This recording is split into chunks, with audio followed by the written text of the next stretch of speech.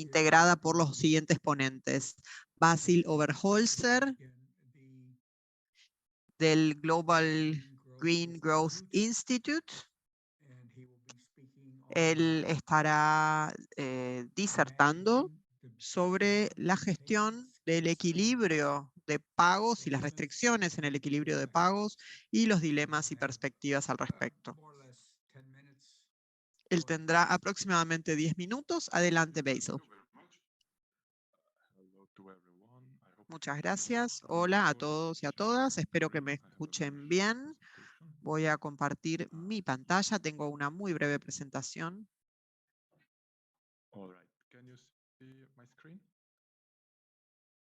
¿Ven mi pantalla? Bien. Con respecto a las restricciones de la balanza de pagos, los principales puntos dentro de la teoría macroeconómica, sabemos que la economía heterodoxa o bien la economía más mainstream y cómo se comparan con la posición con respecto a la deuda, podemos mencionar en primer lugar la economía mainstream con respecto a la deuda interna. Habla de que la deuda pública es mala, el país no tiene que endeudarse públicamente. Con respecto a la deuda privada, no se enfatiza, digamos, no hay ningún tipo de énfasis, porque la economía más mainstream no tiene realmente un análisis económico con respecto a esta deuda privada. Con respecto al análisis de deuda, no lo ven como un producto necesario del sistema monetario. Con respecto a la deuda externa, indican que garantiza el equilibrio externo, limitan el rol del Estado para maximizar los resultados económicos. Ahora, si analizamos la economía heterodoxa, es mucho más crítica de los temas de deuda. Con respecto a la deuda interna o doméstica, se plantea de manera muy clara que la deuda es una necesidad para el desarrollo, sobre todo para el desarrollo y para cualquier tipo de actividad económica. Entonces, para que el Estado cumpla un rol activo dentro del desarrollo económico, esto es esencial. Con respecto a la deuda externa, la postura es diferente.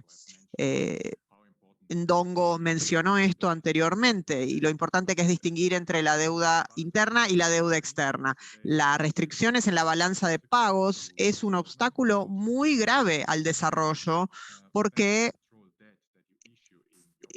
para controlar mejor la deuda se debe emitir en la moneda local.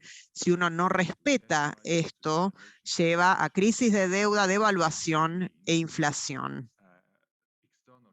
Esto significa que esta restricción en la balanza de pagos constituye un obstáculo muy grave al desarrollo económico. Esto también significa que el Estado desarrollista enfrenta varias restricciones y obviamente agravado por el riesgo de fuga de capitales. Las estrategias de desarrollo, entonces, muchas veces asustan, porque hay ciertas acciones que tienen que ver con el aumento de impuestos, entonces los capitales empiezan a fugarse de un país y esto puede llevar a una devaluación y a una crisis de deuda. Esto significa, lamentablemente, que debido a la deuda externa y a las restricciones, terminamos observando un abordaje de convergencia entre la heterodoxia con la economía más mainstream. Porque se debe admitir que para evitar la crisis de moneda y la crisis de deuda, un gobierno, un país tiene que aplicar algún tipo de forma de austeridad. No puede maximizar su tasa de crecimiento como lo haría en otros contextos, porque esto en general podría llevar a mayores déficits comerciales al aumentar la deuda externa. Por ende, no se puede crecer a la tasa o a la velocidad que uno quisiera. Y esto significa austeridad. ¿Qué significa la austeridad? Es un poco salir del dilema de la restricción externa. En el capítulo que yo escribí, una de las características mencionadas del imperialismo global es que no todas las monedas son iguales. Para los países del sur global que tienen monedas subordinadas, esto significa que el modo en que el sistema monetario internacional está creado y organizado hoy, solamente se pueden hacer pagos 2 veces. Se pagan una vez en moneda doméstica y una vez en moneda extranjera. ¿A qué me refiero con esto?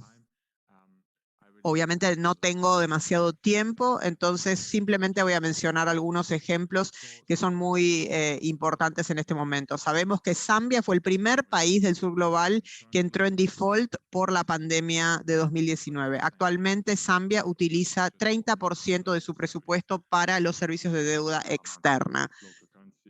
En Kwacha, que es su moneda local, 51 mil millones de kwacha. En Ghana también 30% de su presupuesto para pago de intereses. Es decir, 58% de la deuda pública es deuda externa.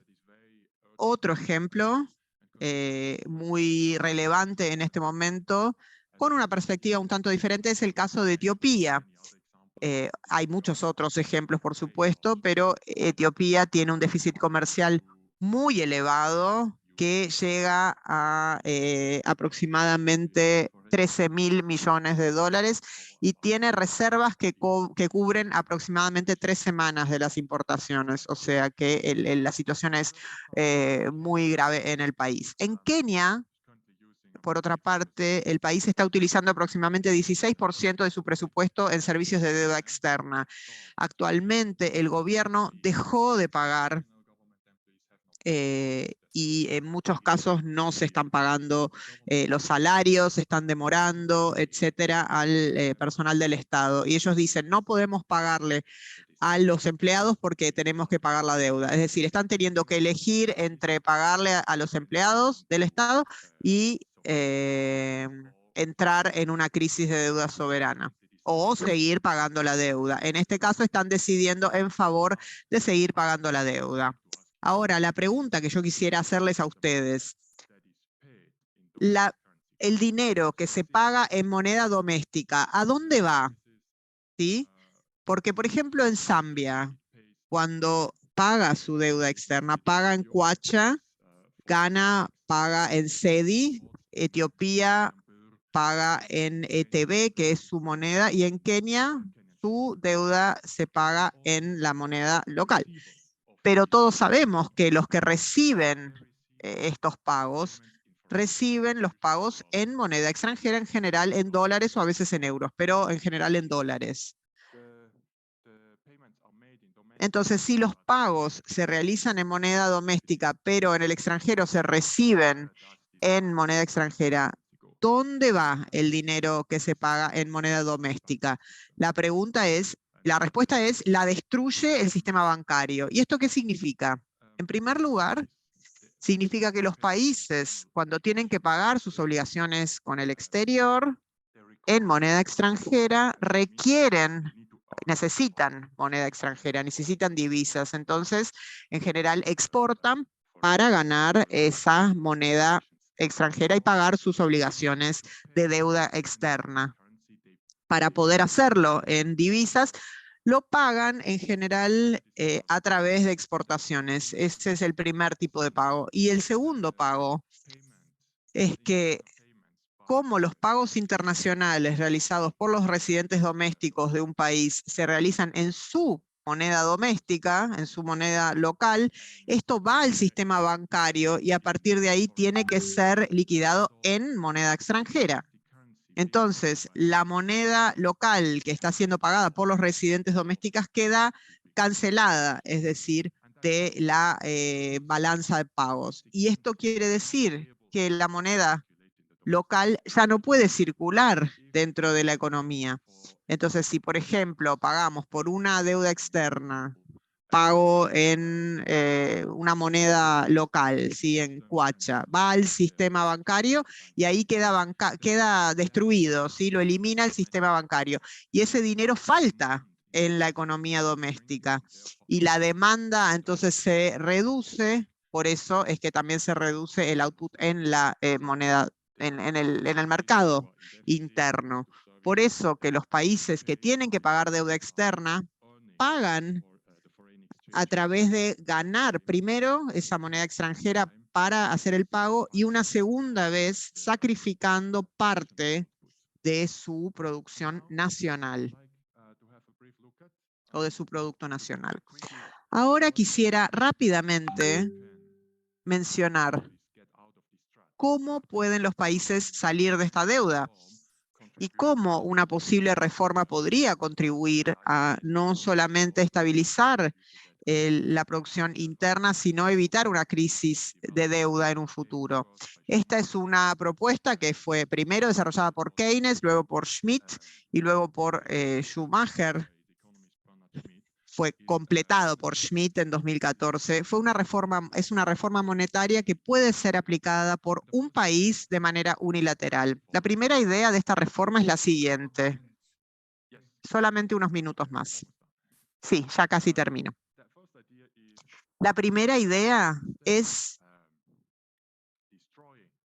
en lugar de destruir esos pagos que el país hace en moneda local, otorgándoselo al sistema bancario y que queda borrado de la balanza de pagos, esta moneda local debe ser gastada en la economía interna.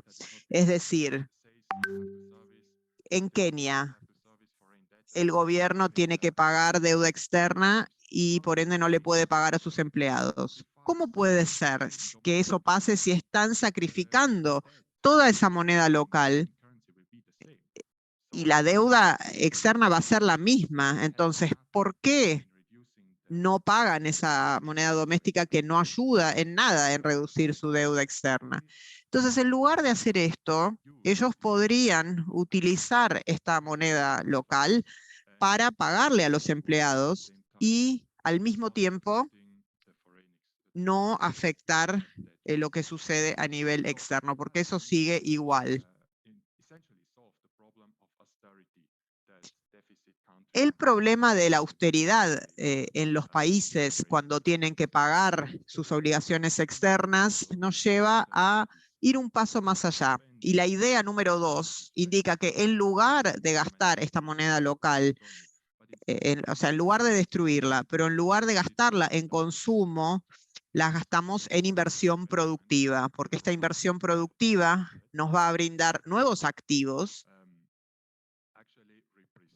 y esto, de hecho, representa justamente las leyes y las brechas que tenemos en la balanza de pagos. Entonces, si nosotros tenemos, por ejemplo, un déficit comercial y tenemos que pagar este déficit, y como dije antes, en el caso de Etiopía, esto se paga dos veces, ¿sí? Una vez en moneda local y la otra en divisas. Entonces, si podemos reducir o sea, si podemos invertir eso en desarrollar activos, esos activos luego se pueden o exportar o se pueden como bienes reales o también activos en formas de títulos. Y de esta manera, este tipo de inversiones fortalece la capacidad de exportación del país. Y esto significa a la vez que la inversión crea los activos que necesitamos para cerrar la brecha entre exportaciones e importaciones. En la implementación práctica, esto significa que tiene que haber una nueva institución que tome la responsabilidad de liquidar todos los pagos internacionales de un país y que garantice que los pagos domésticos no se destruyan. Esto tiene la ventaja de restaurar el equilibrio externo, la balanza de pagos externa, y que se deje de acumular deuda exterior. Además, la reforma crea espacio para un desarrollo a nivel interno sumamente ambicioso y estrategias que fortalezcan el rol del Estado desarrollista. Esto es todo. Muchas gracias por su atención. Thank you very much, Basil. We would like to have now the Muchísimas opportunity. gracias, Basil. Ahora vamos a darle la oportunidad al representante de la Fundación Rosa Luxemburgo a que presente la próxima sección. Así que le doy la palabra a Arif Rusgar. Estás silenciado. I'm sorry for that. Yeah, no problem. Rüzgar is my name. Arif Rüzgar. No hay problema. Rusgar es mi nombre, Arif Rusgar. Y quiero agradecerles por la oportunidad de presentarnos, de presentar a la Fundación Rosa Luxemburgo, así que les voy a contar un poco sobre nosotros.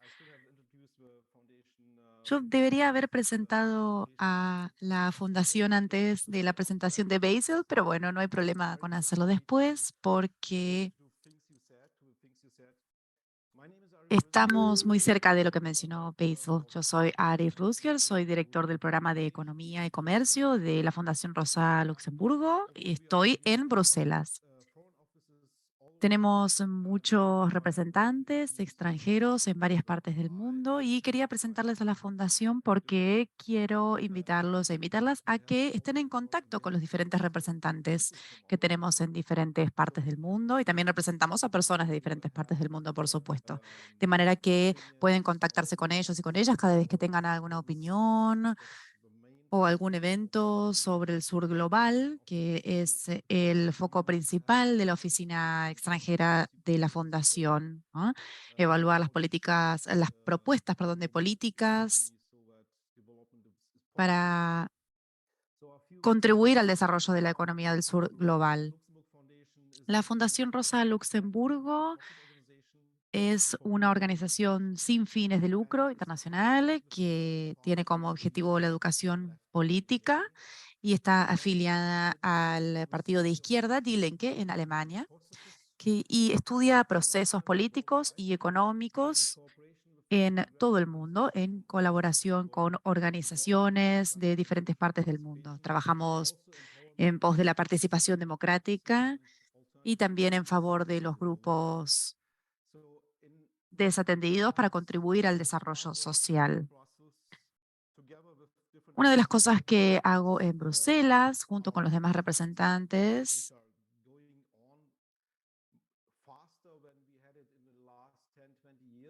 es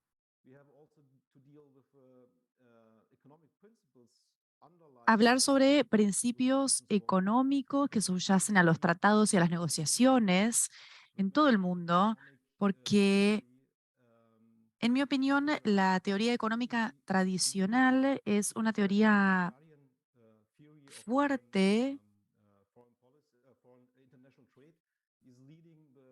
que está encabezando las organizaciones globales. Y hablamos de soberanía y creo que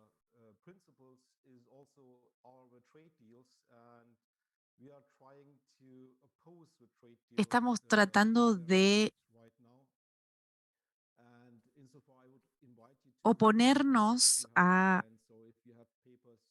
estas tendencias que están ocurriendo en todo el mundo, así que si tienen representantes en diferentes partes, también los invito y también quiero agradecerle a mi colega Ndongo por publicar este libro tan interesante. También quiero agradecer muchísimo a los intérpretes, las intérpretes por facilitar este encuentro entre personas de diferentes partes del mundo. Realmente no sería posible sin ellas tener la oportunidad de invitarlos a todos ustedes. Y gracias a Paul por moderar todas las sesiones también. Tal vez puedo hablar más adelante sobre próximas publicaciones que tenemos pensados desde la Fundación. Gracias. Muchas gracias, Arif. Nuestra próxima presentación estará a cargo de Cristina Lascaridis, que va a hablar sobre el capítulo titulado Dificultades del pago de la deuda externa en la UNCTAD de 1964 a 1979.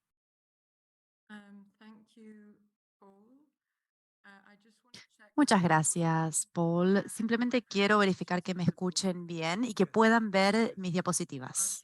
Sí, bien, excelente. Bueno, primero quiero agradecer a la Fundación Rosa Luxemburgo y en especial a nuestro colega Ndongo por todo el trabajo que hicieron para este libro. Y también quiero felicitarlos por la publicación. Realmente es un logro muy importante combinar todas estas contribuciones. Quiero hablar brevemente sobre mi capítulo del libro. Y mi capítulo se titula Rehusarse a mejorar y habla sobre varios intentos de mejorar las negociaciones de la deuda externa antes de la crisis de la deuda de 1980. Me enfoco en UNCTAD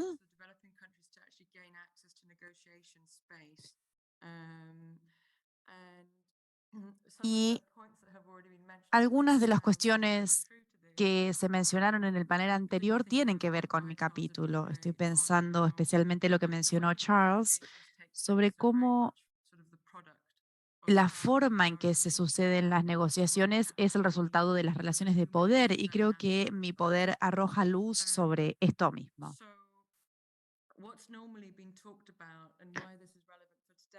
Lo que por lo general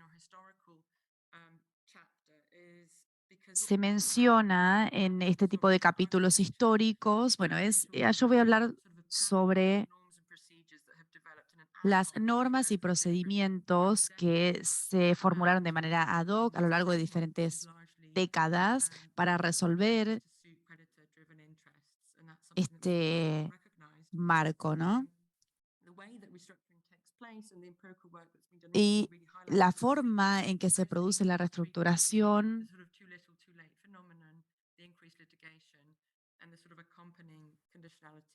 acompaña las condiciones que se imponen y que llevan a la desigualdad y que no resuelve, por supuesto, el problema de la deuda, ¿no? Mi capítulo trata de analizar todas las variables, pero fundamentalmente analiza por qué no logramos llegar a una solución para pagar la deuda en el espacio internacional, ¿no? Y los diferentes intentos que se hicieron y cómo fueron bloqueados estos intentos por los países acreedores. Voy a dar un poco de contexto, porque por lo general se empieza a hablar desde 1980 como punto de partida, pero quiero hablar sobre la era anterior y quiero destacar que desde el periodo de posguerra, el aumento de los flujos de capital y la forma de esos flujos de capital llevaron al deterioro general de la capacidad de pago de la deuda de los países. Y ya desde la década de 1960 existen estas dificultades y cada vez más inquietudes sobre la modificación de los términos de estos flujos y de estos pagos, ¿no? Y esta es una introducción extendida, porque mi charla se centra en esta tabla, que habla sobre los hitos principales que yo encontré. Hay un debate político, como se mencionó en el tercer comité de la UNCTAD.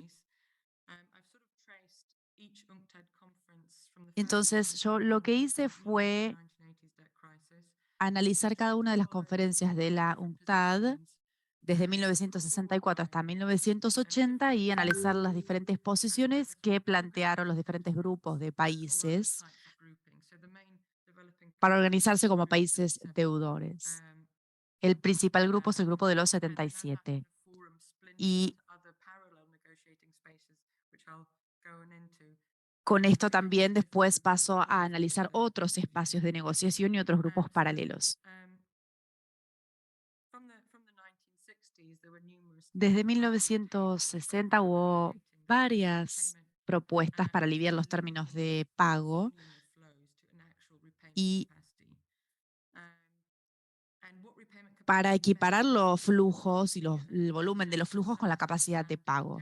No se entendía de manera precisa cómo se medía la capacidad de pago de la deuda, pero sí se entendía que el volumen tenía que estar vinculado con esa capacidad, ¿no? Entonces, algunas de las propuestas a las que se llegó tenían que ver con una noción general que antecede a cómo se entiende hoy la sostenibilidad, ¿no? Pero Hubo varias propuestas que tuvieron que ver con países en vías de desarrollo que proponían una mayor cooperación entre los deudores y los acreedores, de manera que los deudores pudieran reprogramar, extender los plazos de vencimiento, poner topes a las tasas de interés y diferentes esquemas para reducir los intereses. Mayormente, esto se rechazó en 1960 y esta información está en el capítulo, ¿no? Las abstenciones que impusieron y las limitaciones que impusieron los países acreedores, ¿no? Por supuesto.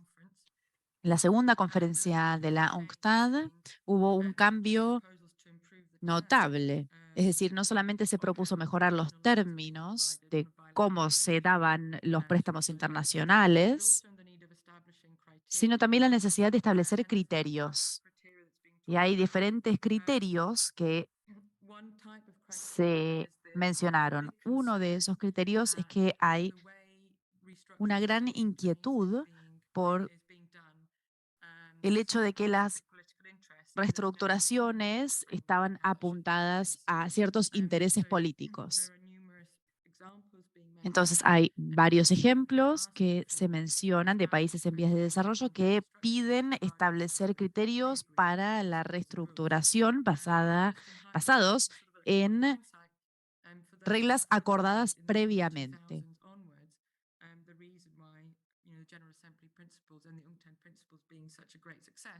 Los principios de la UNCTAD tuvieron mucho éxito precisamente porque se intentó durante mucho tiempo establecer esta idea de que había que sentar reglas, ¿no? Reglas y criterios. Esto que plantean los países en vías de desarrollo, esta necesidad de estudiar la raíz del problema de la deuda y de establecer estos criterios generales.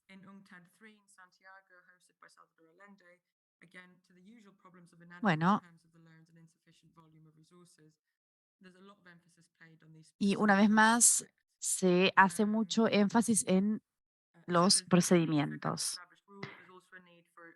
Hay una necesidad de que se establezcan reglas. También hay una necesidad de hacer un análisis económico que refleje un entendimiento común del problema, ¿no? Entonces ahí vemos diferentes posiciones entre los deudores y acreedores sobre la raíz del problema y las diferentes conclusiones que elabora cada uno. Y esto, la raíz de esto se ve en este periodo de la segunda conferencia, ¿no?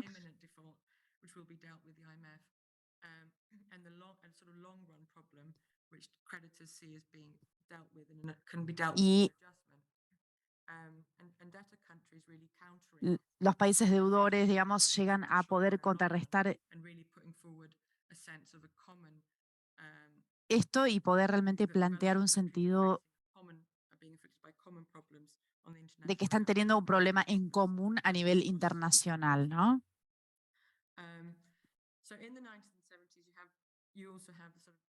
En la década de 1970 también hay otros esfuerzos internacionales en términos de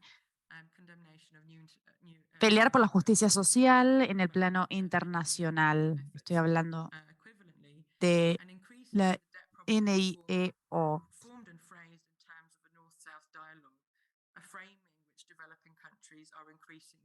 Y en esta época se desarrolló un marco en el cual, digamos, los países del sur global, por supuesto, se manifestaron en contra. Y los acreedores intentaron generar, digamos, otra noción sobre el problema raíz de la deuda.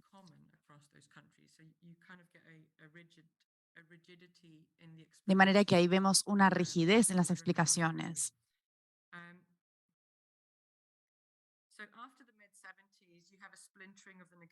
Después de mediados de la década del 70, la inercia en la UNCTAD fue tal que su poder de negociación declinó Entonces, yo ahí me estoy enfocando en el problema de la deuda, pero hay diferentes cuestiones de las que habla el capítulo, ¿no? Entonces, hay diferentes espacios de negociación que se generan en esta época y no se llega a un acuerdo, ¿no? Algunos de estos espacios llegan a un acuerdo nominal sobre la idea de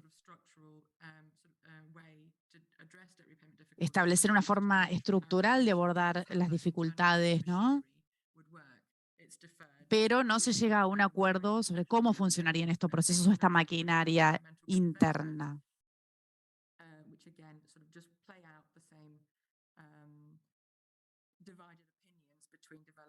Y una vez hay opiniones divididas entre los países desarrollados y los países en vías de desarrollo. Quiero llegar al punto central del capítulo y la conclusión es que las negociaciones se dividieron, ¿no?, entre la UNCTAD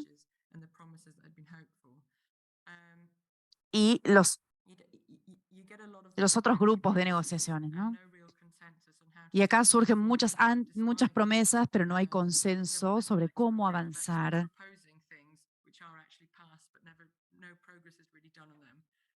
Y no se logra ningún progreso, ningún avance, ¿no?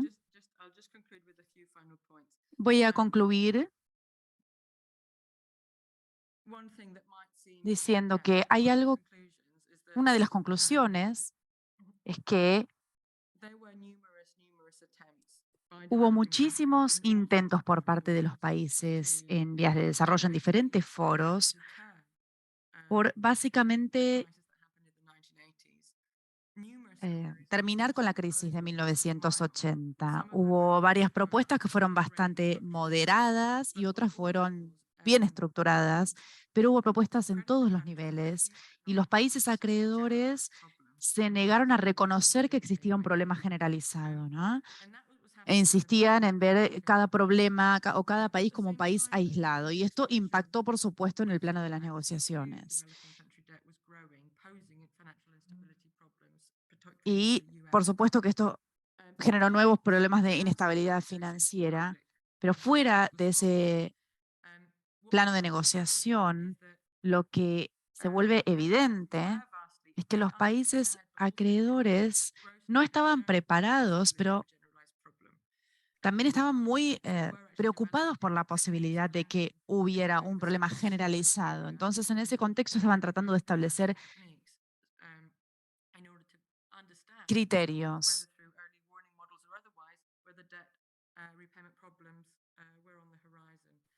para poder entender, digamos, este problema generalizado. De manera que tenemos una condena pública y un rechazo a avanzar en el dominio público, pero fuera de eso se reconoce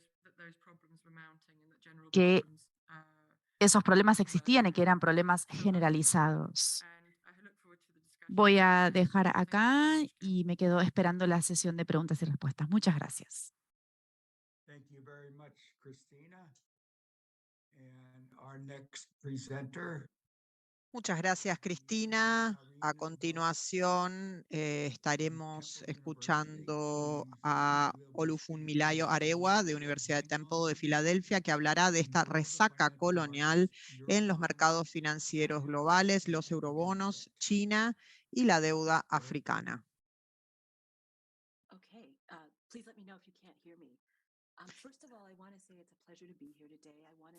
Buenas tardes, es un placer estar aquí, gracias a la Fundación Rosa Luxemburgo, gracias a la Open University, y también quisiera agradecer a Ndongo Samba Sila por haber compilado un libro tan importante.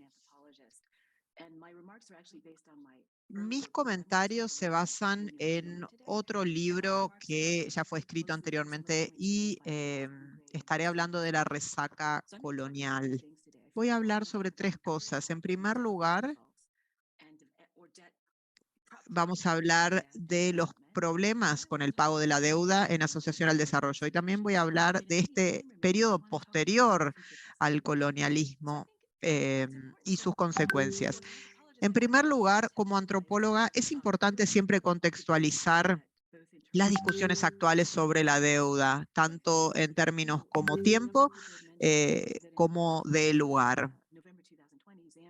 En noviembre de 2020, Zambia no pudo pagar los intereses de los eurobonos que se vencían en 2024 y se transformó en el primer país africano en entrar en default de sus obligaciones de su deuda y entró en la actual crisis de deuda en África. Esto obviamente empeorado por la pandemia en muchos países de África. Zambia luego fue seguido de Mali y de Ghana el año pasado, con la posibilidad de que algunos defaults continúen ocurriendo. Esto lo mencionó otro orador. Los niveles de deuda pública están más bajos que en la crisis de la deuda en los 80 y en los 90. Y de hecho, los niveles de deuda son menores que los de otros países. Ahora, en 2023, 2 años y medio después del default de Zambia, todavía no han reestructurado la deuda en el marco de las características del G20. Y algunas de las dificultades del marco que fue establecido en la era de la independencia, o sea, la era post-independencia, y por eso es importante tener en cuenta el contexto histórico. No es la primera crisis de deuda de África, por supuesto. Sin embargo, refleja este patrón continuo de la determinación externa, lo que yo llamo determinación externa con respecto a lo que es crisis en África. Creo que este concepto de crisis tiene que ver también con las relaciones externas. Y creo que es importante ver lo que sucedió en los 80 con los programas de ajuste, donde se utilizaban bonos para poder lidiar con la situación, esto en África y en Latinoamérica. Si necesitaba asistencia financiera del FMI o del Banco Mundial, tenían que cumplir con ciertos requisitos. Estos programas de ajustes estructurales impuestos por el FMI y el Banco Mundial llevó a que muchas personas lo llamaran los nuevos jefes de África y en cierta forma las reformas del postcolonialismo lo llamaban así, digamos, ya no eran los mismos maestros coloniales de antes, sino que ahora estos líderes coloniales eran el FMI y el Banco Mundial en servicio de los intereses del nuevo mundo industrializado. Entonces es importante pensar cómo los países africanos están posicionados con respecto a las dinámicas de poder y cómo esas relaciones van cambiando con el paso del tiempo. En Zambia, el default cambió las características de quiénes son los prestamistas, los acreedores del país. Pero primero quiero notar que las deudas en general de África son partes de estrategias de desarrollo cuyo fin es reducir la pobreza. Entonces es importante discutir que África hoy es cada vez más un centro global de pobreza. Las proyecciones del Banco Mundial indican que la pobreza aumentará como fenómeno en África. Es decir, un gran porcentaje de los pobres del mundo estarán en África. 30% del presupuesto de Zambia va a los pagos de intereses que se podrían utilizar en educación, en salud y otros puntos muy críticos para el desarrollo. Estamos en una situación donde el número de personas en la pobreza, y a pesar de que las tasas de pobreza están disminuyendo, siguen siendo muy significativas. Las poblaciones son muy jóvenes, la población media tiene menos de 20 años en promedio. Entonces los gobiernos podrían utilizar lo que pagan en deuda para abordar problemas críticos de desarrollo, pero en muchas excolonias, África y otros lugares, entran en ciclos recurrentes de deuda. Y estos ciclos tienen que ver con una deuda que luego se torna inmanejable por factores internos y externos, y esto lleva a necesidades de alivio de la deuda o condonación de la deuda. Tenemos una mayor complejidad debido a las características cambiantes de los prestamistas. Tenemos nuevas fuentes de financiamiento que van surgiendo de manera significativa en los últimos 20 años, particularmente de los acreedores de los eurobonos y China. Esto significa que la reestructuración de la deuda hoy se torna cada vez más compleja. Los deudores deben renegociar a través de diferentes canales, dependiendo del tipo de deuda, incluidas instituciones multilaterales de crédito, comités para prestamistas privados en China, etc. China es el foco de discusiones en África por temas de deuda, y en mi artículo se nota que los préstamos de eurobonos en países africanos están en la misma escala que la deuda con China. Y la documentación indica que China en 2020 prestó muchísimo dinero, y entre 2006 y agosto de 2021, 21 países africanos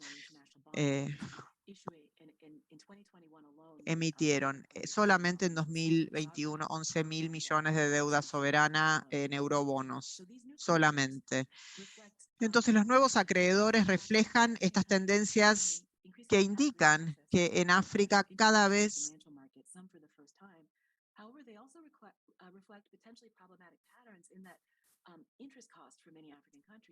are exploding. So a significant portion of budgets in many African countries are being devoted to interest payments on debt.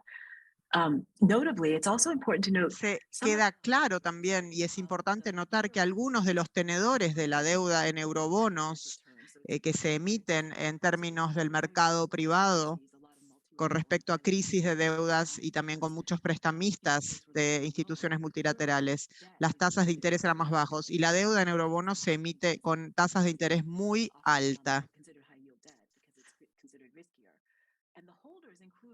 Y los tenedores de deuda incluyen instituciones financieras, incluidas BlackRock, que en 2022 fue el tenedor de eurobonos de deuda de Zambia más importante. En general, se reunieron diferentes recursos para oportunidades, incluidas estrategias en el mercado secundario relacionadas con la deuda soberana.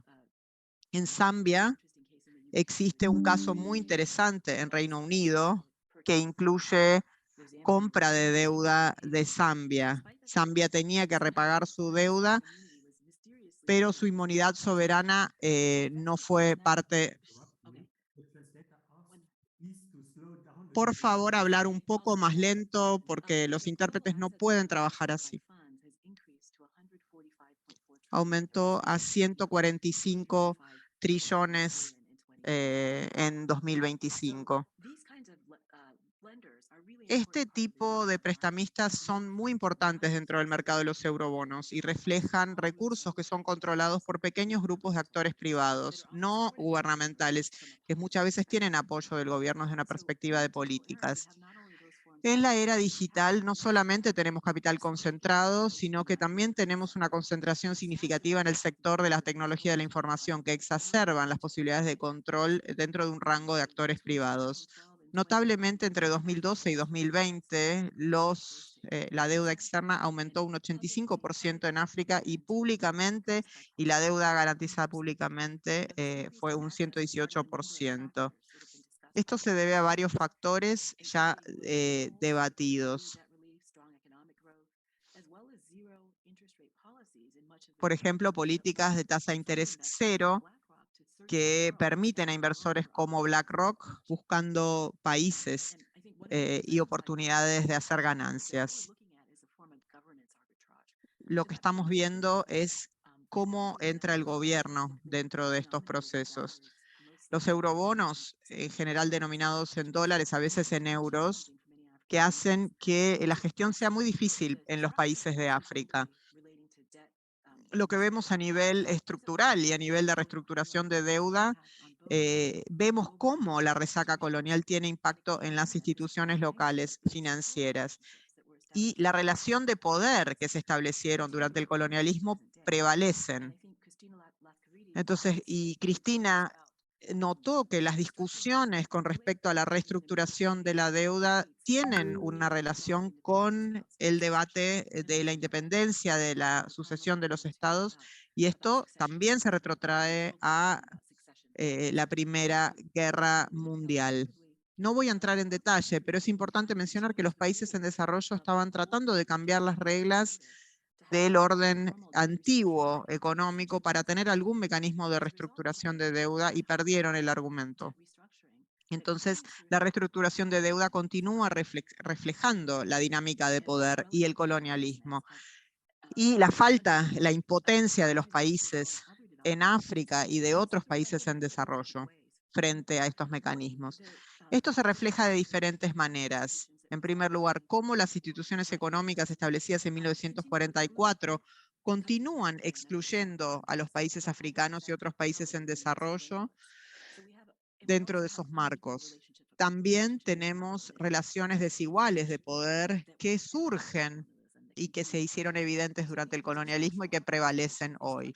Son limitaciones estructurales de desigualdad y exclusión.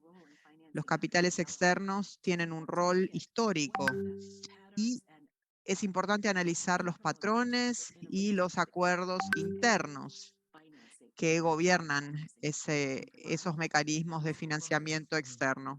Solamente unos minutos quedan. Ok, voy a tratar de ir cerrando.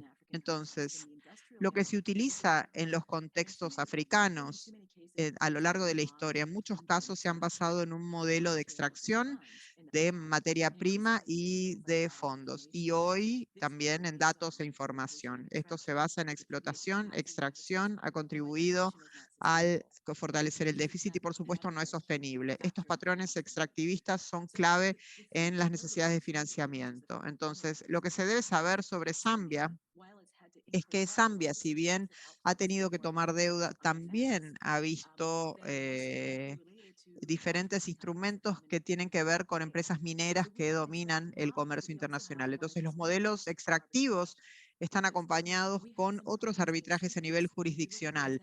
Tenemos ciertos problemas con los incentivos. Los incentivos de los actores internos, por ejemplo, en muchos países no están restringidos a nivel interno legalmente. Entonces, cuando los prestamistas de eurobonos emiten deuda, por ejemplo, con países como Gambia, esto está regido por la ley de Nueva York. Entonces, van a un lugar donde pueden implementar sus obligaciones de deuda. En cambio, en otros países tienen capacidades limitadas para aplicar la deuda, ya sea si esta deuda es tomada.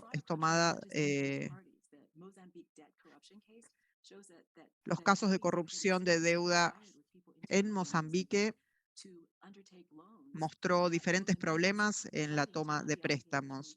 Mozambique no tiene obligación de pagar. Entonces, el sistema actual básicamente es que crea incentivos para los prestamistas y desde el punto de vista de los prestamistas, crean oportunidades de arbitrajes y diferencias en los regímenes por la falta de controles a nivel interno y el hecho de que los actores externos eligen estos regímenes para aplicar estas obligaciones. Entonces, para obligaciones futuras, es importante eliminar las oportunidades de los arbitrajes internacionales y crear incentivos que eviten una situación donde haya pobreza transgeneracional, que sea imposible cumplir obligaciones en un futuro que no fueron controladas a nivel interno en su momento. Esto es todo. Gracias. Thank you very much, Funmi. And now we're going to turn to two discussants for this Muy bien. session. Vamos ahora a darle la palabra a James Guthrie de la Universidad Loyola de Chicago. Adelante. Muchas gracias, Paul. Tengo tres comentarios porque esta ya ha sido una discusión muy enriquecedora. Así que me gustaría simplemente realizar mi aporte. Quisiera agradecer a todos los que participaron del libro. Mis felicitaciones para ellos por sus aportes. Tengo algunos comentarios generales y luego me gustaría también, como este panel planteaba soluciones, o quizás se habló de plantear soluciones, me gustaría hacer referencia a eso también. Es un libro realmente magnífico, con autores magníficos también que escribieron capítulos sumamente interesantes. Yo creo que el libro tiene una cohesión interna muy fuerte y además también su legibilidad y accesibilidad son puntos notables por los cuales me gustaría felicitar a sus autores. Me parece que son intervenciones muy importantes en esta discusión de larga data sobre la deuda soberana. Como escuchamos ya hablar de los diferentes capítulos, la crisis actual forma parte de un proceso histórico mucho más largo, también como lo mostró Cristina. Quisiera mencionar que una de las grandes lecciones aprendidas de este libro, en realidad, es que queda claro que los acreedores están contentos con reformas mínimas para evitar justamente una reforma mucho más compleja, mientras siguen obteniendo ganancias extraordinarias.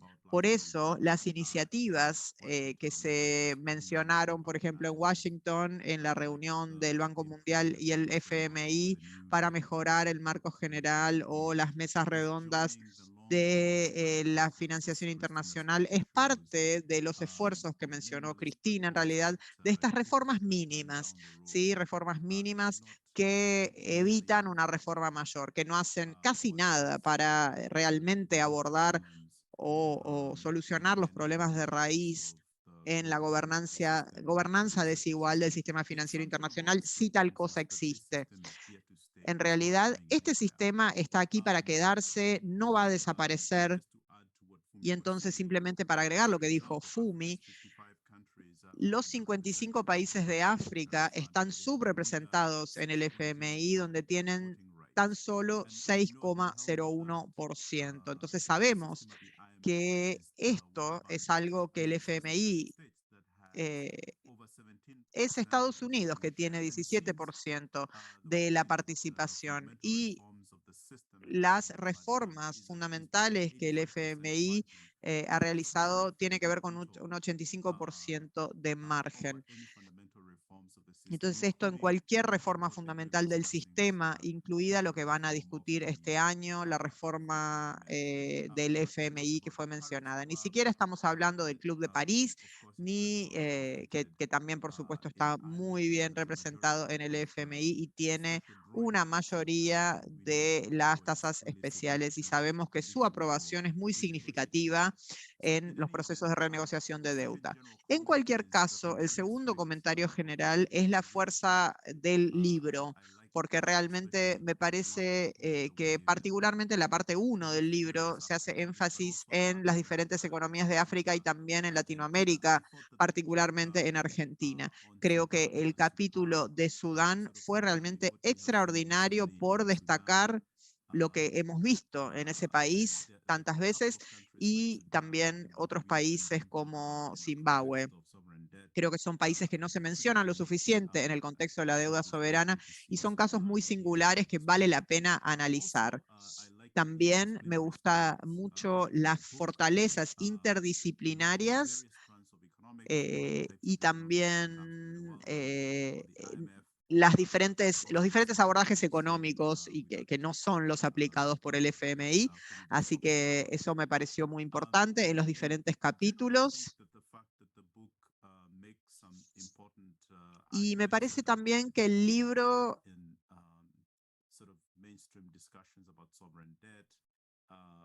se aleja un poco de las discusiones más mainstream de la deuda soberana. Y uno de los argumentos centrales para hacerlo es que la deuda soberana en muchos países del sur global es algo heredado del imperialismo, cuyos orígenes se encuentran en el colonialismo y en la dependencia de las commodities y las materias primas. Entonces, ese tipo de argumento no formó parte, obviamente, de las discusiones del FMI y del Banco Mundial. Como también se mencionó más temprano, hoy el libro muestra que la deuda soberana no es un problema interno, sino uno que tiene raíces en el sistema económico global también. Entonces, con respecto a mi segundo conjunto de comentarios y con respecto a los dos tipos de reforma, el libro plantea en los diferentes capítulos diferentes abordajes. Obviamente tengo más comentarios para hacer, pero voy a ser muy, muy breve. Simplemente dividir esas reformas en dos. Yo sé que no es una división muy clara, pero sé que los autores van a comprender esta simplificación. Las reformas dentro del sistema y las reformas fuera del sistema. Básicamente se pueden dividir en esos dos tipos. Con respecto a las reformas dentro del sistema, me gustan mucho los ejemplos de los capítulos de Argentina en el inicio del libro y cómo con el presidente Kirchner se hizo una reestructuración completa de la deuda, sobre todo entre 2003 y 2010, y cómo resultó en saldar la deuda con el FMI, incluido el pago de 9.000 millones de dólares al FMI. Pero eso simplemente estableció el escenario porque luego, después de 2007 y 2009, con la crisis financiera de estos años y el cambio de gobierno, los fondos buitre entraron en la escena para causar problemas nuevamente en Argentina. Entonces, el set inicial de reformas con respecto a pago de deuda no lograron realmente modificar el panorama y en la situación de deuda en Argentina. Y the second chapter, I like the discussion a lot about how to think about debt sustainability. And I know one of my co-commentators is Professor Karina, who's written quite a bit on this as well. And I like the major lesson there about how to think about debt sustainability and not merely treating it as a que question nos of deja. an adequate cash flow between a country and its Me gusta la lección que nos deja el segundo capítulo sobre este flujo de efectivo entre los acreedores y los deudores. Pero si pensamos en términos de la naturaleza extractivista y el análisis de sostenibilidad de la deuda que lleva adelante el FMI, ejerciendo una presión extrema sobre el trabajo y la naturaleza y beneficiando a los acreedores, perjudicando a los trabajadores y las trabajadoras que tienen que enfrentar las consecuencias negativas de la deuda, ¿no?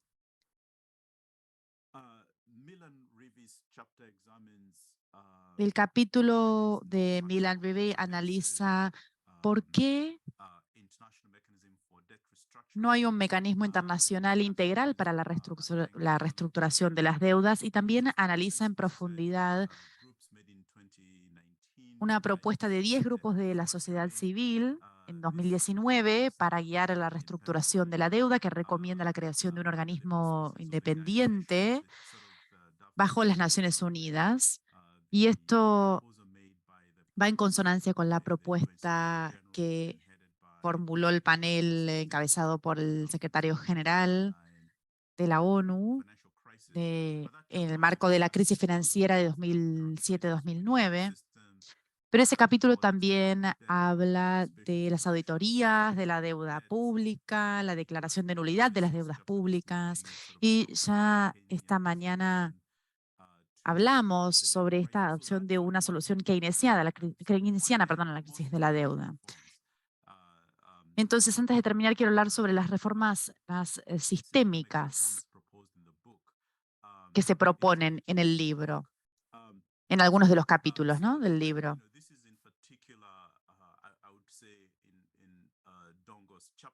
Y esto diría que particularmente se aborda en el capítulo de Ndongo, pero también en otros capítulos. Y acá se dice que se requiere un cambio en las estructuras productivas de muchos de los países endeudados, y que esto también exigiría modificar el conjunto de las relaciones sociales entre las diferentes clases que hace posible que se acumule el capital a nivel nacional, ¿no? Y escuchando muchas de las conversaciones que se dieron esta mañana, entiendo que no podemos eliminar el rol de las élites domésticas que están, o élites nacionales, perdón, que están vinculadas con el capital global, ¿no? Entonces, en términos de pensar en las soluciones en este nivel, creo que es muy importante pensar en lo que algunos están llamando la clase capitalista transnacional. No es que están los países desarrollados y los países en vías de desarrollo por lados separados. Estos son sistemas que están muy integrados y son sistemas de extracción de riqueza de estos países. Algunas de las otras propuestas son, bueno, formas de obtener dólares más allá de la deuda y las inversiones extranjeras, que pueden incluir, por ejemplo, la nacionalización de algunos recursos, la redirección de inversiones públicas y privadas, fortalecer el control de las operaciones de cambio extranjero o de comercio extranjero, perdón, que se puedan llevar adelante en otra moneda.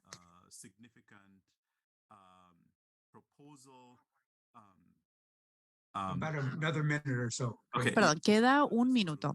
Sí, estoy a punto de terminar. En particular en el capítulo de Ndongo, que está inspirado en la teoría de la dependencia y la teoría monetaria moderna. En este capítulo se analiza cómo estos países no solamente están enfrentando una escasez de monedas, sino que principalmente como están comerciando en divisas, no tienen control sobre el cambio, ¿no? Por eso esto es un punto a favor de la soberanía monetaria. Y lo último que voy a señalar acá es que Ndongo da el ejemplo de países como Japón,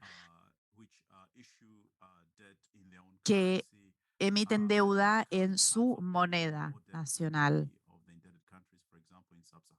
y que han emitido mucho más deuda que muchos de los países más endeudados.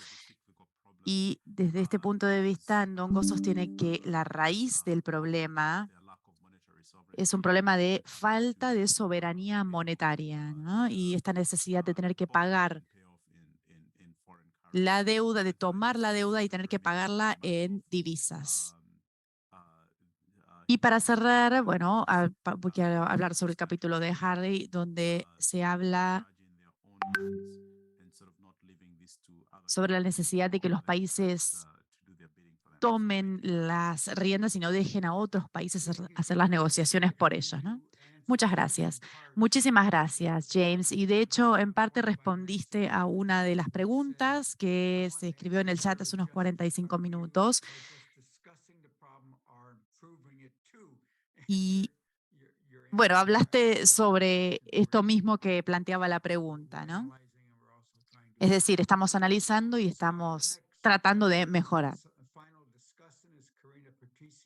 La siguiente persona a la que le vamos a dar la palabra es Karina Patricio de la Universidad de Leeds. Adelante, Karina. Muchas gracias. Buenas tardes a todos, inclusive los panelistas. Se escucha muy bajo el volumen, Karina.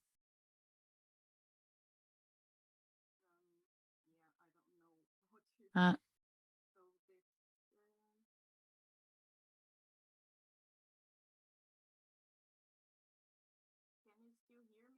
¿me escuchan?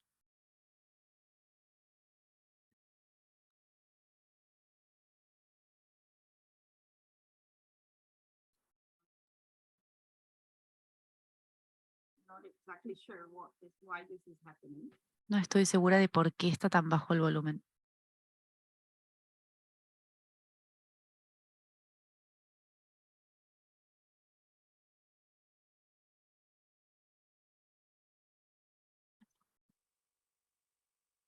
Why don't you just go ahead and we'll just pay a close attention. Si querés, empieza a hablar y te prestamos más atención. Bien, Yes, that's better. gracias. Voy a tratar de hablar en voz alta, tal vez. Bueno, voy a hablar en voz alta. Lo lamento. Estaba diciendo que es un honor estar acá hoy participando de este panel y también quiero felicitar a los editores de este volumen y gracias por organizar este evento. Y por supuesto, gracias a la Fundación Rosa Luxemburgo. Karina, no se te escucha, no te escuchamos. No te escuchamos.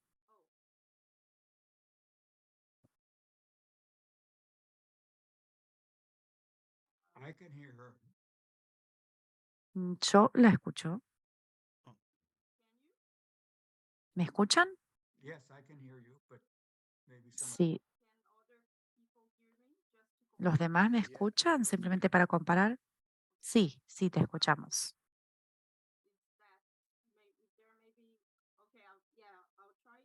Bien, voy a tratar de hablar lo más alto que pueda, con voz alta.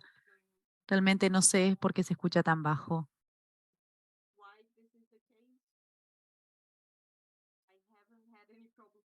Nunca antes había tenido problemas con el volumen. Yeah.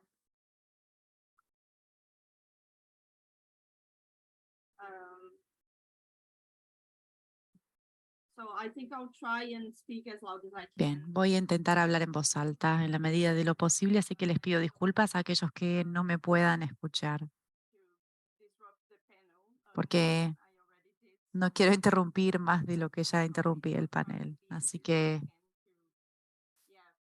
voy a tratar de hablar en voz alta para poder dejar tiempo para las preguntas y respuestas. Bien, quedó la vara muy alta después de la presentación de James. Y quiero comentar sobre los capítulos de los panelistas. Voy a enfocarme en todos, en general. En el primer trabajo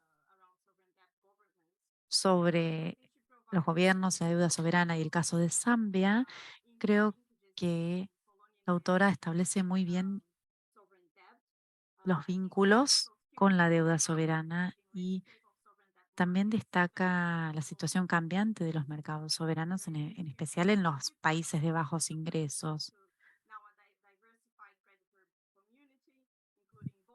porque los acreedores están tratando de diversificar la comunidad de acreedores. En especial se mencionó el caso de BlackRock.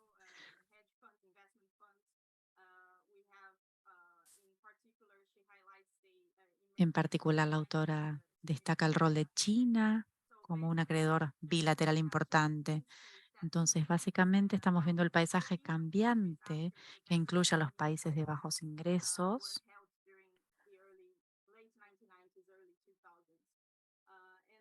a partir de principios de los 2000. Y en el caso de Zambia, la autora habla en detalle de un ejemplo de cómo la diversificación de acreedores genera desafíos, ¿no? Y otra de las cosas que enfatiza es algo que me resultó muy interesante, es la necesidad de políticas de desarrollo para abordar esta presión sobre el balance de pagos de los países, que es el resultado de depender de la exportación de commodities o de productos básicos, ¿no? Es una presión muy importante en el caso de Zambia. En el caso de Zambia están las minas de cobre. Y la autora pide un cambio en las políticas legales, y a esto voy a volver en breve. Sugiere algo muy interesante que se relaciona con otros capítulos también.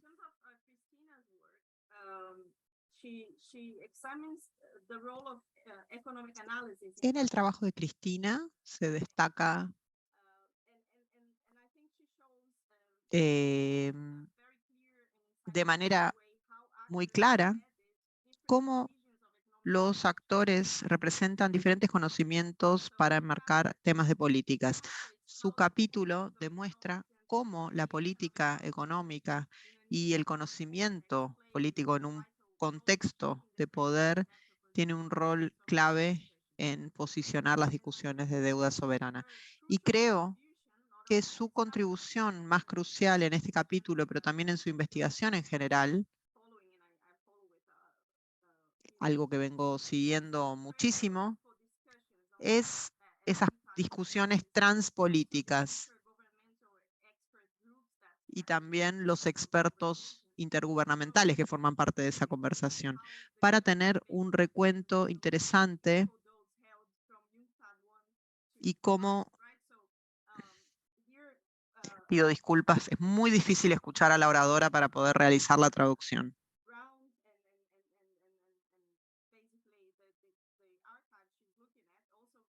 Con respecto a los archivos, resulta muy interesante el hecho de que los debates son cíclicos y no han sido del todo resueltos realmente. Hay muchas similitudes en este capítulo, pero esto es importante porque por diferentes motivos, su análisis repasa la división histórica entre países que buscan diferentes soluciones y los países acreedores.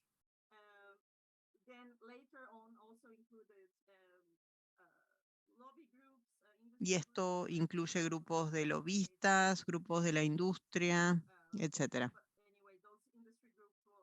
Pero esos grupos de la industria también están presentes en estos países. Pero aquí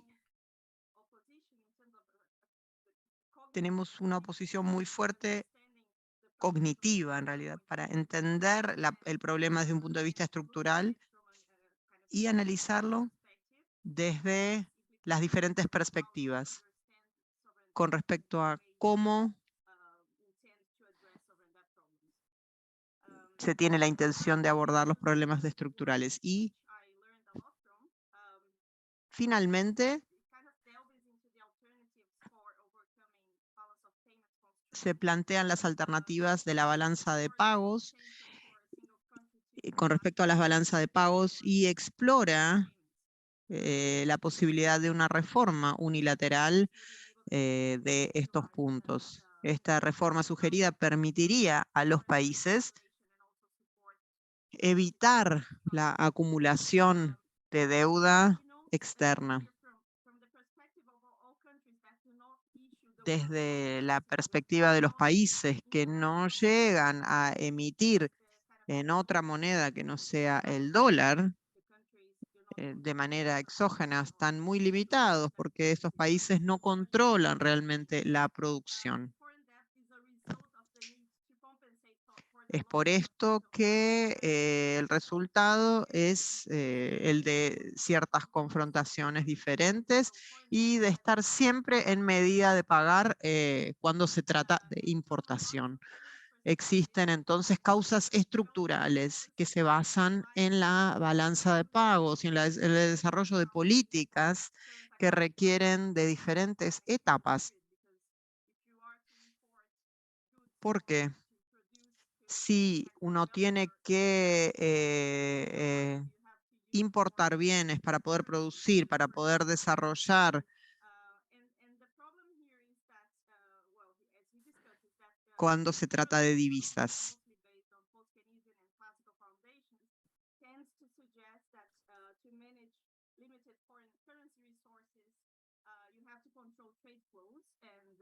Cuando hablamos de los flujos financieros,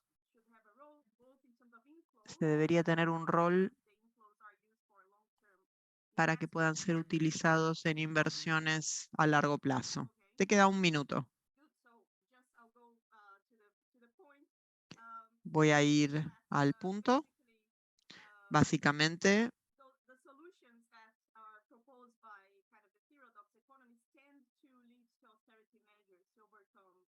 esto lleva a medidas de austeridad y existen diferentes alternativas, incluida la posibilidad de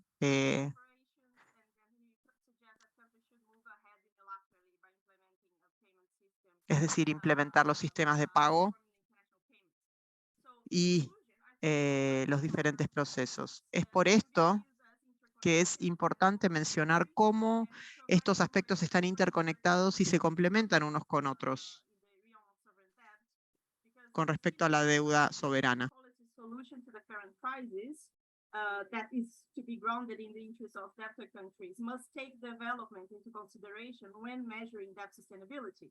So when determining the terms of the restructuring, we need to take into account long-term development Es perspective. importante determinar los términos de la reestructuración y para ello hay que pensar en las perspectivas, en las diferentes medidas con respecto a la deuda. Además, es importante mencionar cómo esto es gestionado y la importancia de insistir en las políticas legales para garantir un abordaje focalizado en el desarrollo con respecto a la deuda soberana y cómo esto se pone en práctica. Si consideramos la reforma a nivel internacional, esto podría permitir mecanismos de estabilización. Yo creo que tres cosas quedan muy claras aquí. Una es que necesitamos instituciones legales y políticas macroeconómicas alineadas y enraizadas en el contexto local.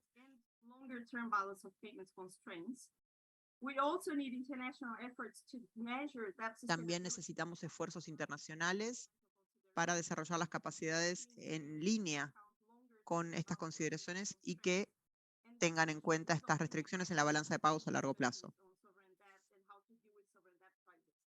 Y cómo lidiar con la crisis de deuda. Y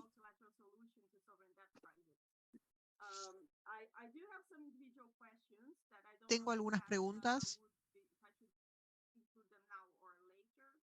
Pido disculpas desde la cabina de traducción, pero el volumen de la oradora es muy bajo y no se puede realizar la interpretación correctamente. Bien, vamos a dedicar 15 o 20 minutos, pero no mucho más, para la sesión de preguntas. La primera persona es Luis Wagner. Luis, adelante.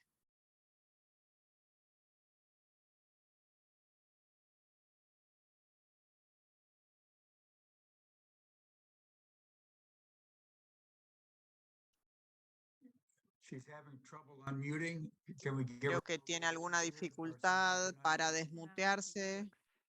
Ahora creo que sí, gracias.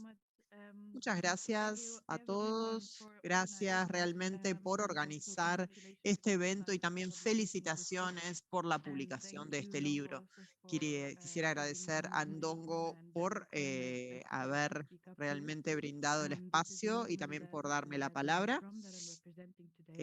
Yo hoy estoy aquí en representación de un movimiento que se llama Debt for Climate, Deuda para el Clima, y me complace mucho haber escuchado todo desde la teoría y también desde las propuestas para la acción, porque además de las políticas internacionales que necesitamos para hacerlo, también necesitamos un movimiento fuerte y, como dijo el primer orador, un fuerte trabajo de la clase trabajadora, porque si no, aquellos que están en el poder no van a hacer lo que les pedimos, debemos luchar por eso.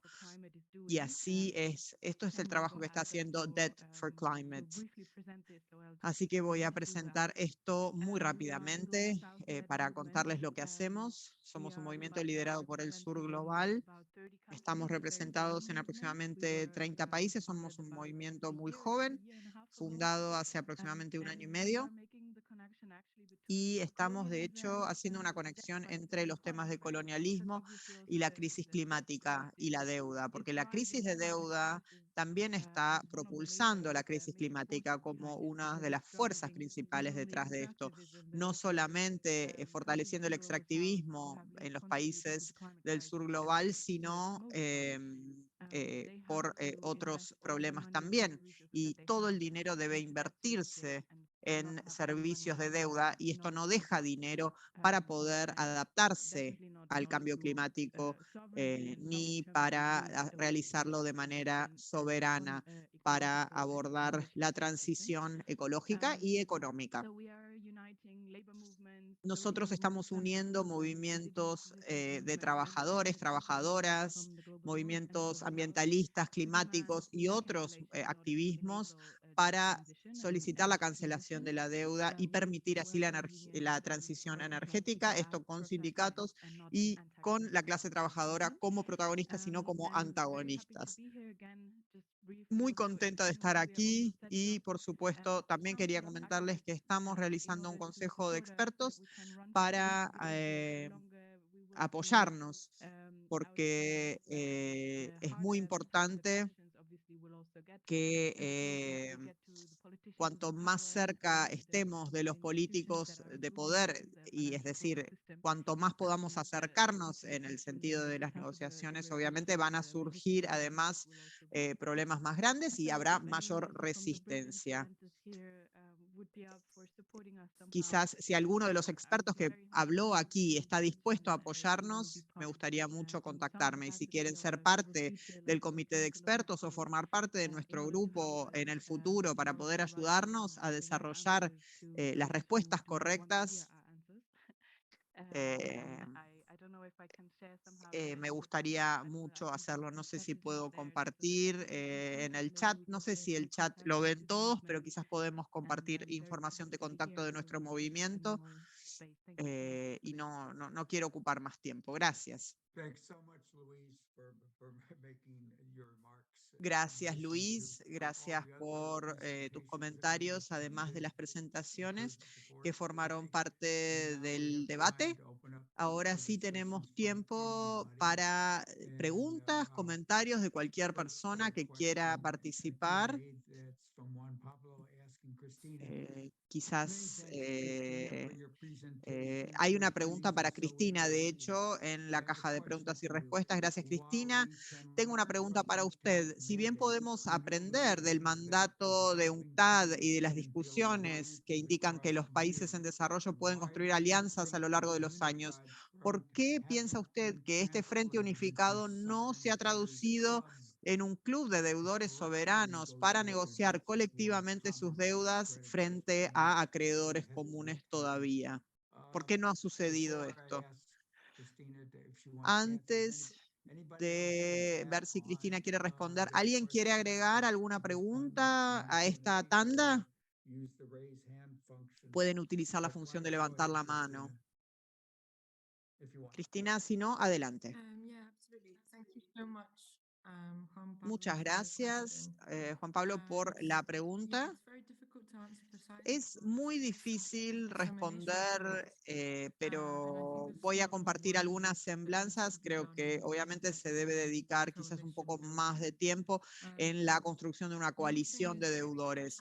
Creo que una de las cosas es comprender el contexto del poder y la creencia en UNCTAD como un lugar para transformación radical y cómo se lo consideraba así en el periodo pre-años 80, porque el primer secretario general y líder de la conferencia era una persona que despertaba muchas esperanzas, el proceso despertaba muchas esperanzas, sobre todo desde mediados de los 70, pero hubo un periodo donde la posibilidad de negociación estuvo presente y hubo algunos beneficios.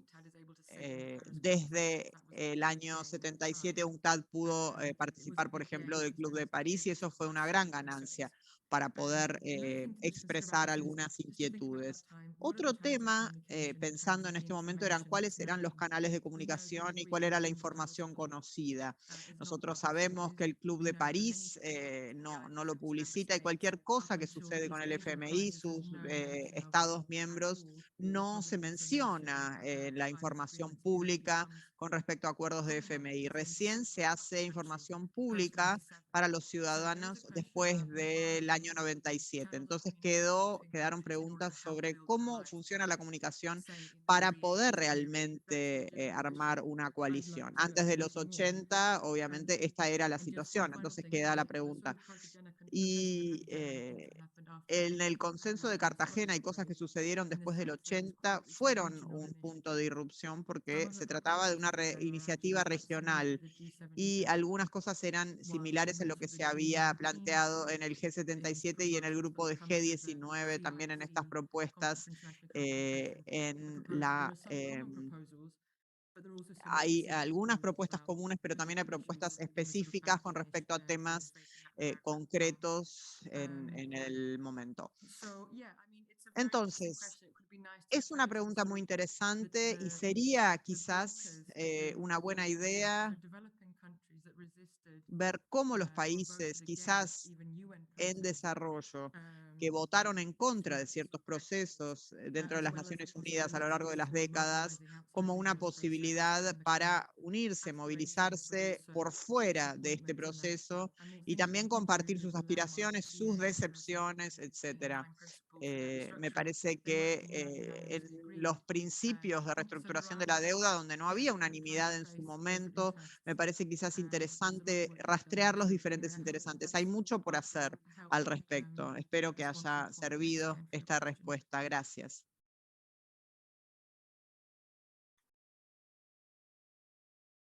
Karina, do you want to go ahead? Karina, adelante. Thanks, Paul. I have just adding some questions that I would like to ask the Para agregar algunas preguntas a los panelistas. Creo que sus capítulos fueron muy interesantes en diferentes instancias. Me gustaría preguntar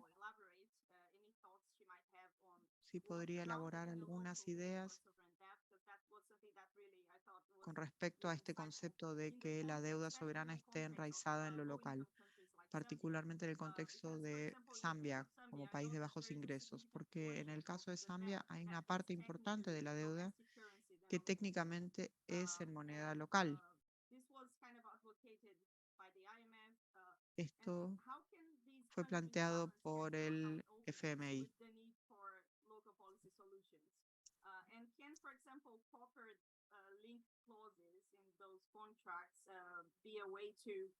En esos contratos, la idea es mitigar las presiones financieras enfrentadas por países como Zambia.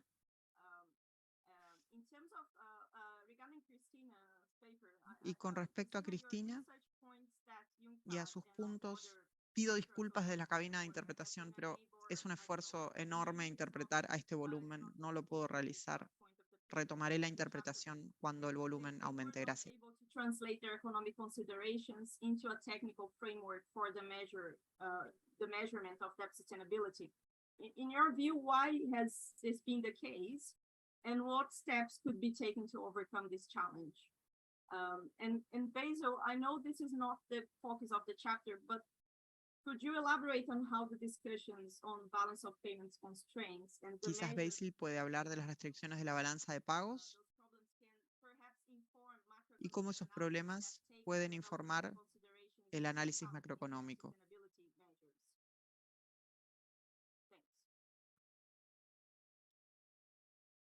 Anybody want to answer ¿Alguien quiere responder? Karina's I can. question? Those are fantastic questions. I wanted to thank Excelentes Paul preguntas. and Quisiera James for agradecer their a really Karina y a insightful James comments and helpful por comments. sus comentarios A tan couple útiles. things that I would say.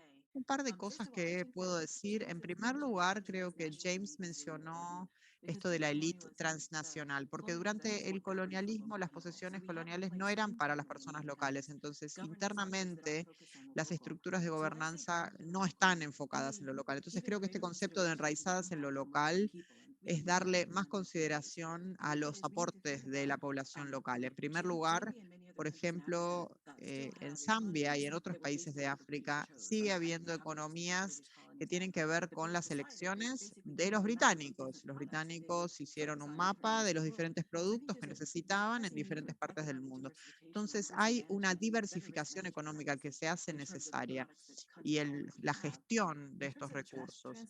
Con respecto a la élite transnacional, en general se enfocan en que los incentivos sean más locales, porque la mayoría se dedica al extractivismo. Entonces hay formas de incentivizar para minimizar la extractividad a nivel local. Y también mecanismos legales que se deben pensar para mejorar las capacidades internas y también pensando en los mecanismos legales que los locales puedan utilizar como mecanismo de aplicación interna. Esto realmente tiene que ver con pensar creativamente en los incentivos para los prestamistas externos. Los incentivos que fueron creados realmente hoy no los alientan a gestionar sus riesgos de mejor manera. Entonces esto significa que hay préstamos que dan porque no les preocupan los riesgos, porque se rigen con la ley de Nueva York o de Londres. Sé que no tenemos mucho tiempo, podría hablar mucho más al respecto, podemos tener otra conversación offline.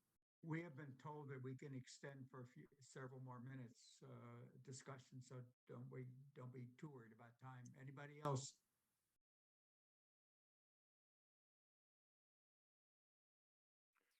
Okay, I can briefly respond to. Brevemente puedo responder a la pregunta de Karina. Gracias por este resumen tan interesante.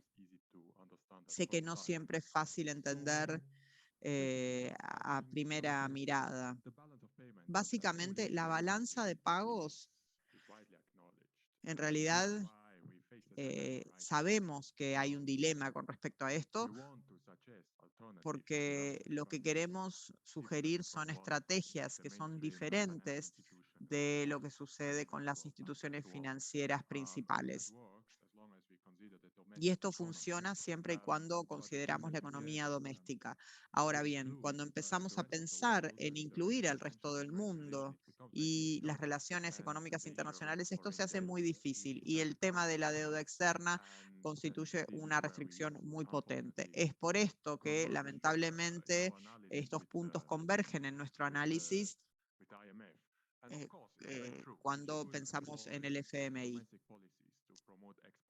La idea de las políticas domésticas para promover las importaciones, para promover y sustituir importaciones, etcétera, todo suena muy bien, pero lleva mucho tiempo para lograr el éxito, ¿sí? Para llegar a realmente un nivel de capacidad industrial doméstica que pueda limitar las importaciones. Se pueden pasar varios periodos de crisis de deuda por el ciclo global, por la dependencia de importación de tecnologías, etcétera. Y mi interés tiene que ver con cómo podemos solucionar y estabilizar la balanza de pagos actual.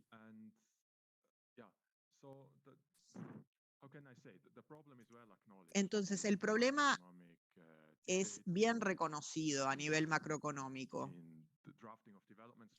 y en la redacción de la estrategia de desarrollo. También sabemos muy bien que la reforma que fue sugerida luego de la Segunda Guerra Mundial fue una reforma global y todas las soluciones globales las podemos apoyar quizás, o puede ser cierto que el mundo necesita cambiar estructural y sistémicamente. Las soluciones globales llevan muchísimo tiempo y para los países individuales esto no resulta muy satisfactorio. Es por esto que las soluciones pueden tomar diferentes aspectos. Hannah Schmidt evaluó y sugiere una reforma unilateral. ¿Por qué no se ha implementado esto todavía? Esto es una muy buena pregunta. En primer lugar, podemos decir que el análisis es un análisis muy profundo en estas publicaciones y no hay muchos. Existen, pero no hay muchos análisis profundos, pero no son muy legibles, ¿sí? Entonces se deben popularizar un poco más estas ideas y esto es un poco una contribución. Estas son cosas muy interesantes a considerar y pensar los detalles y cómo se decide esto en la práctica. Además, cuáles son los pasos para la implementación y cuáles son las experiencias que pueden ganarse a través de esto. Se han dado pasos hacia adelante, pero creo que hay mucho más para hacer para complementar este debate de la reforma. También en complementación de todas las otras discusiones sobre reformas estructurales con las que estoy, por supuesto, completamente de acuerdo. Gracias. Gracias, Basil. No sé si hay alguien más que quiera compartir alguna pregunta, comentario.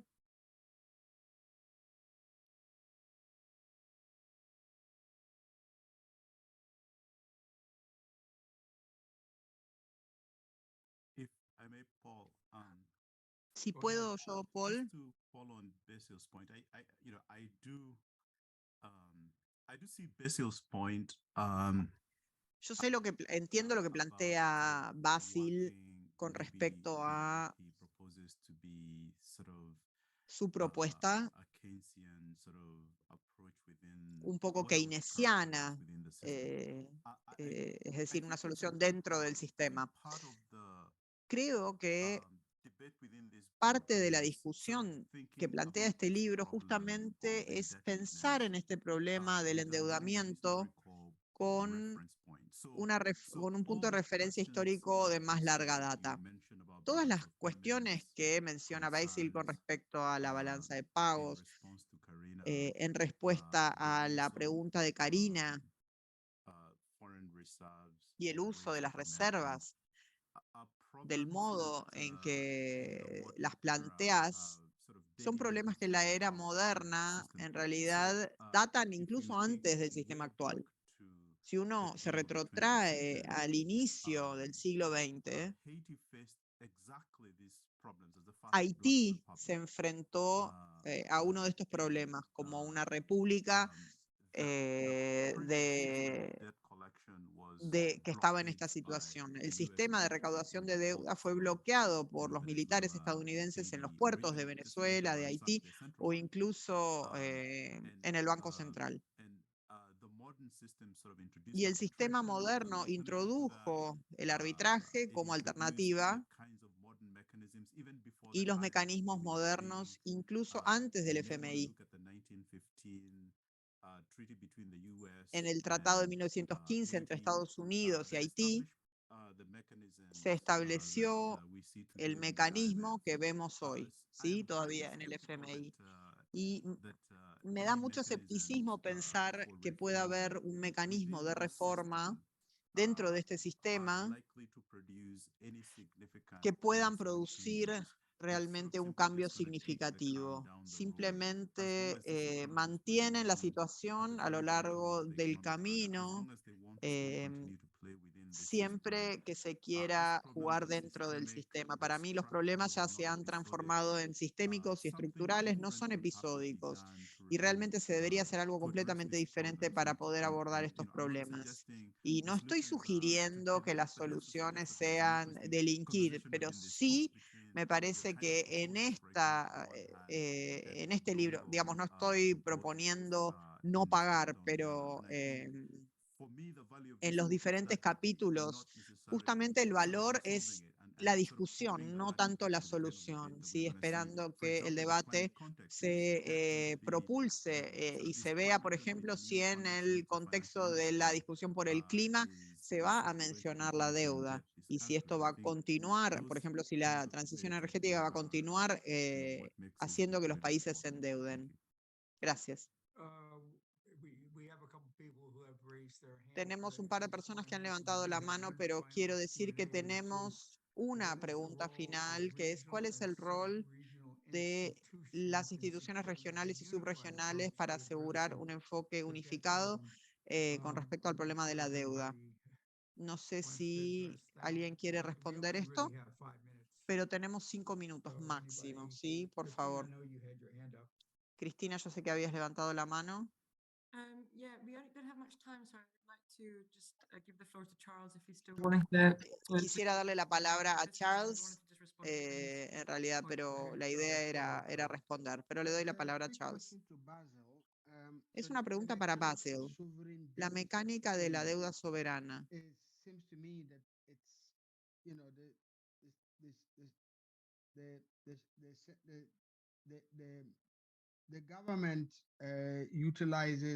Entiendo que el gobierno utiliza los impuestos, compra,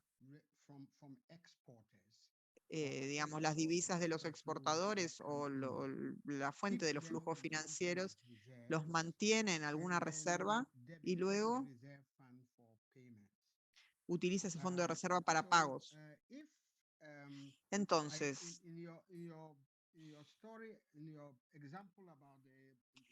en su ejemplo de no destruir capital, pero gastar esto en inversiones, ¿no es un poco el rol del Banco Central ese que estás describiendo? Y, digamos, ¿cuál sería el rol del Banco Central ahí? Sobre todo con respecto a la inflación. Muchas gracias por esta pregunta. Espero poder responderla brevemente sin ponerme demasiado técnico.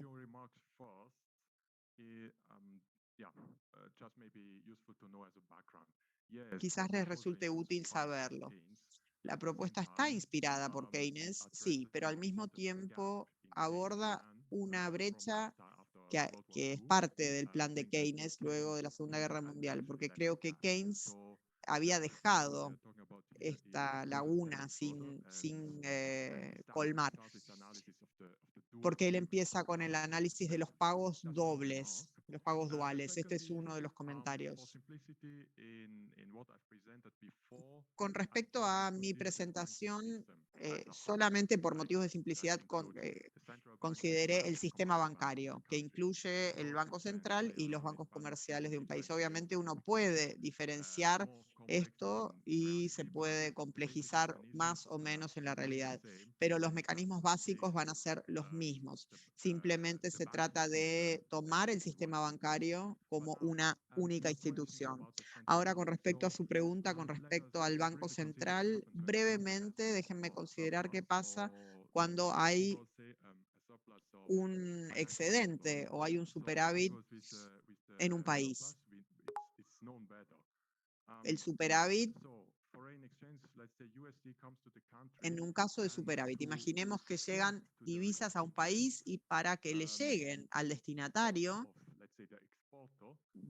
o quizás el exportador, ¿sí? Que tiene el dinero, y el sistema bancario, concretamente el Banco Central, monetiza este retorno por exportación, es decir, que recibe la divisa y pone esto en moneda local en sus cuentas.